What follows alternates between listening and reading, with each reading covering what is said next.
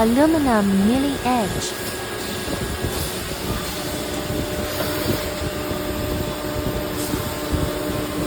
Knead the milling shape down for matching the end.